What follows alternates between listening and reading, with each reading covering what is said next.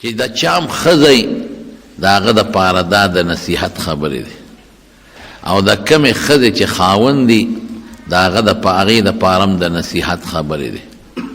چې ښځه خاوند به یو بل سره سینګ ژوند تېروي. زمانونو د رسول الله مبارک یو حدیث دی، بس هغې ته ګوره اوس. نبی علیہ السلام د خاوند متعلق فرمایي وی خیرکم خیرکم لأهله. خلک کوئی پلان کې ښه سړی دی، پلان کې سړی ډېر ښه سړی، ډېر زبردست سړی. نه د حضور پاک مبارک نه تپوس کو چې ښه سړی څوک دی. رسول الله مبارک فرمایي خیرکم، په تاسو ټولو کې غوره سړی، په تاسو ټولو کې ښه سړی.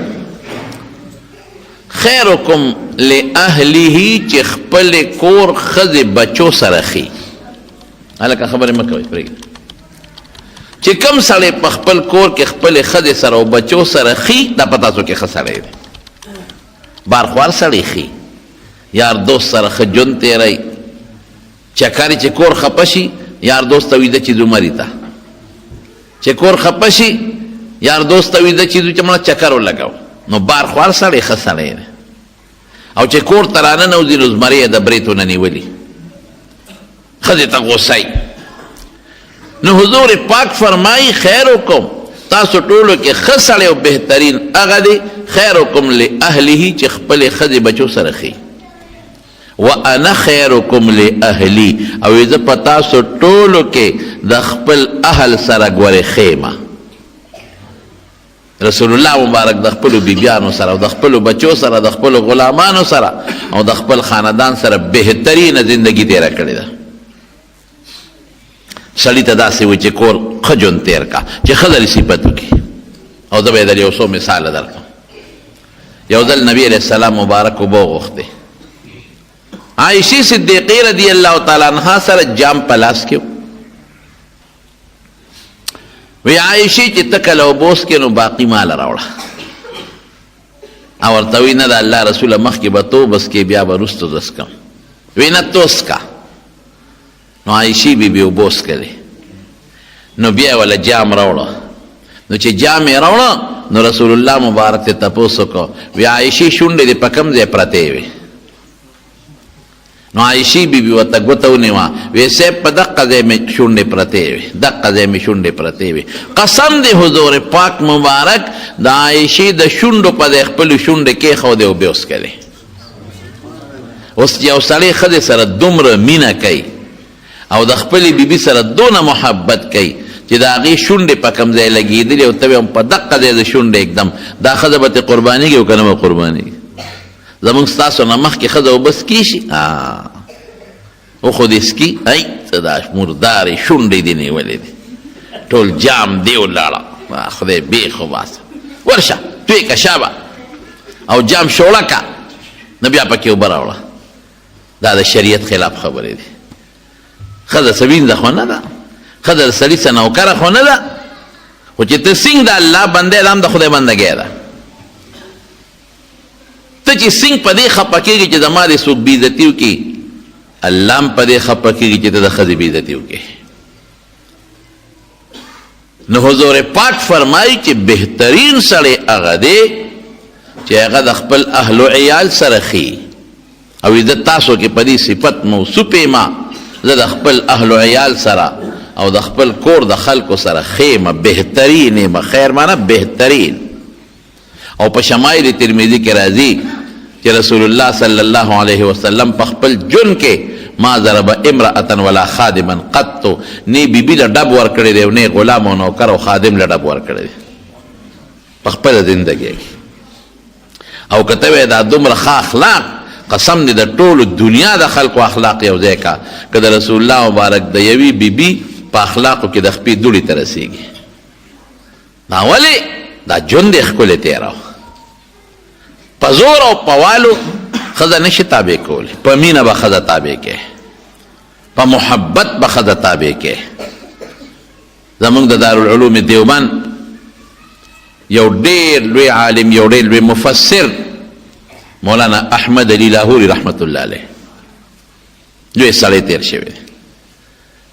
دی په خپل قصه کوي وی هغه وخت چې د په دارالعلوم دیوبند کې هم طالب وما د مور او پلار سیکانو دی خدای مسلمان کا نو په د دیوبند د کلی نوم دی د دیوبند په دې کلی کې یو سیټو مالدار سړی و خو سیټ نیک سړی و لورې پیغله شوې وه د سیټ لور پیغله شوه نو د لورې هم دا خواهش و چې یو عالم سره نکاح وکړم او د سیټ صاحب هم دا خواهش و چې د خپله لور یو عالم له په نکاح کړم یو بل سره مشوره وکړه چې زما د لور هم خواهش دی زما هم خواهش دی او دا لور چې یو عالم له په نکاح کوم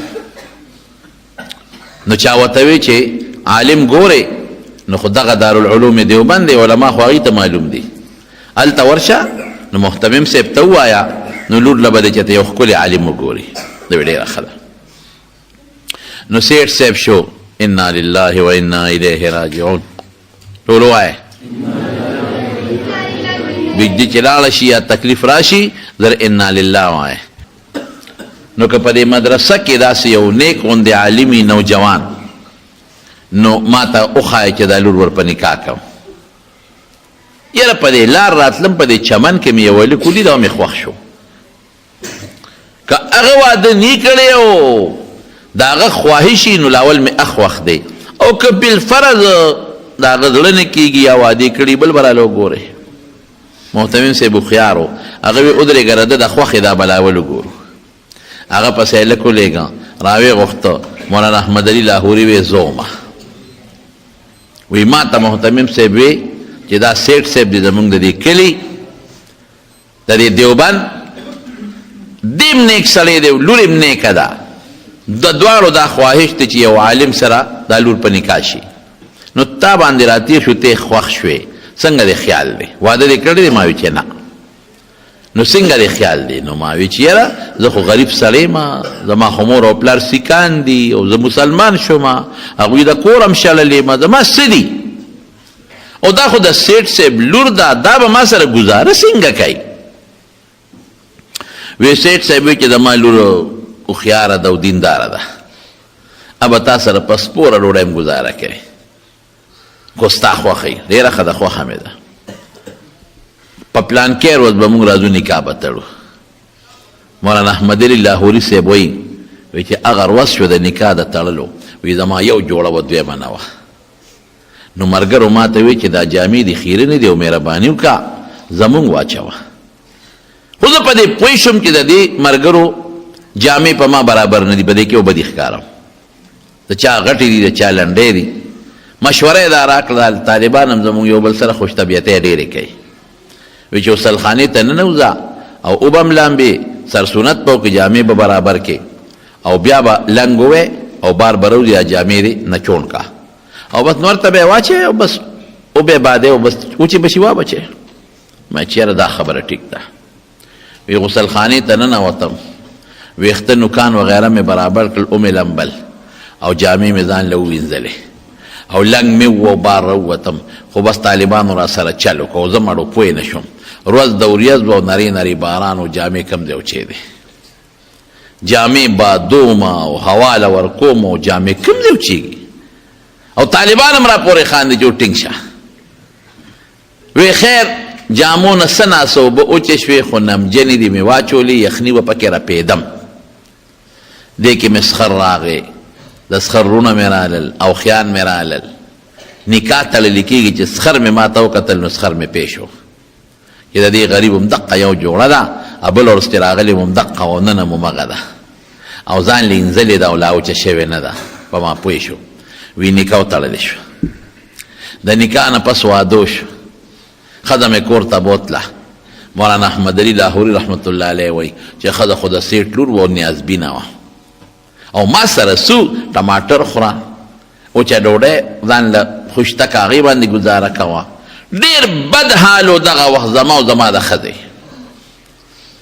اوچه ډوډۍ به م اوبو کې خوشتول او ګزاره به م پرې کوله او د ټماټر او د مالګې سره به م ډوډۍ خوړه دې زمانه کې چې ښځه واده شي نو یا په سبا یا په اومه پلار کره دی. هغه زمانه کې داسې نه وه. ابه میاشت پس 2 میاشتې پس جنۍ د پلار کره تله.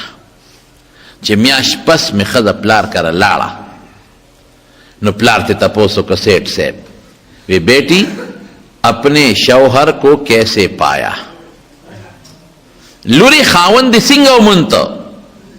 خاوند سنگه دی. نو که د دې زمانې ښځه وې بلا شیشکه نو څه به وې ای پلاره غرقه دې کړم چاله دې ورکړم ملاله دې ورکړم چې ډوډۍ در سره نه وه نو په دا اوبو کې به دې غورځولی وم یو ورځ مرګ وراغلی به نو په ما خو هره ورځ مرګ تېرېږي چای خو یې پرېږده خو ډوډۍ هم نشته ترکاري هم نشته دا چاله دې په نکاح ورکړم تا زما تپوس نه کو د خاوند تپوس ته زما نه کو لیکن هغه جینۍ دینداره ده او د مولانا احمد علي لاهوري رحمت الله علیه اخلاق اوس ګوره تپوس یې ته وکړه چې بیٹی شوهر کو کیسے پایا لورې خاوند دې څنګه ومونته او ورته څه وایي وی بابا وی دنیا کې به مې د جنت خبرې اورېدې چې جنت به راځي او داسې خوشحالي به وي پکې او داسې د زړه سکون به او بنده به پکې ډېر زیات خوشحالی وی بابا قسم په خدای چې په دنیا کې ماله خدای جنت راکړی دی.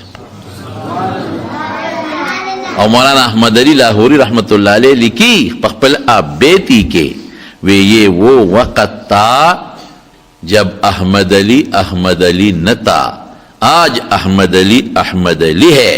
وی دا هغه وختو چې زما دا مقام نو او ما ته ښځې جنت وی اوس خو الحمدلله احمد علی دی وی د کشف خاوندو. یو ځل یو سړی والا راغی وی ستا په ګاونډ کې 2 کسان مړه دي او صاحب جنازه به تکې په پلان کې ټیم د سر ښکته کوي ایک جنت کو گیا ایک دوزخ کو. نو مرګر ورته وی شاګردانو وی صاحب دا دومره دعوه خو پیغمبر هم نه ده کړې د غیب علم خو الله سره دی تا ته څه پته لګي چې یو جنت ته لاړ او بل دوزخ ته لاړ. بس میں نے کہا آپ پوچھ لے ما اوی تاسو تپوس وکړئ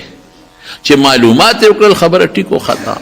وی چې هغه کوم جنت ته تللی هغه اکسیډنټ کې مړو او رسول الله مبارک فرمایي صاحب الهدم شهید اکسیډنټ کې مړو جنت ته لاړ او بل مړی ته تیزندی چولې و ځان لې ځان یې پانسي کړی دې ته کشف وایي دی بزرگانو ته کېږي. یو ځل یو سیټ ورپسې راغی وی صاحب جومات مې جوړ کړی دی لومبې مونځ به پکې تکې افتتاح به تکې. مولانا احمد علی لاہوری رحمت الله علیه وی ډېره ښه ده چې لاړ او په جومات یې قدم کېښود وی کاش بہت اچھا مسجد ہے بہت بہترین کافی خرچہ کیا ہے اس مسجد پر بہت خوبصورت لیکن کاش کے حرام پیسوں پر نہ بنا ہوتا. ډېر خشته خوبصورت جومات دی خو افسوس چې په حرامو نه وی جوړ نه ښه به وه. نا سیټ ته چا وی ټنګ یې درکړه که نه همدغسې ښې درته یې واوروله چې په حرامو دې جوړ کړی دی که نه. سیټ وی ټیک وایي یو ما ته پته ده یو الله ته پته ده نه زما ښځې ته پته شته نه بچو ته دا ما د سود په پیسو جوړ کړی دی. دې ته کشف وایي. نو مولانا احمد علی لاہوری وی چې کم وخت زما ښځې وی چې جنت خدای را کړی دی وی په دې مقام نوم چې دا اوس خدای کم مقام را کړی دی. نو دا ولې ښځه د خاوند صفت کوي دی په دې وجه کوي چې خاوند د ښځې سره ښه ژوند تېر کړي خشته بهترین ژوند ورسره تېر کړي.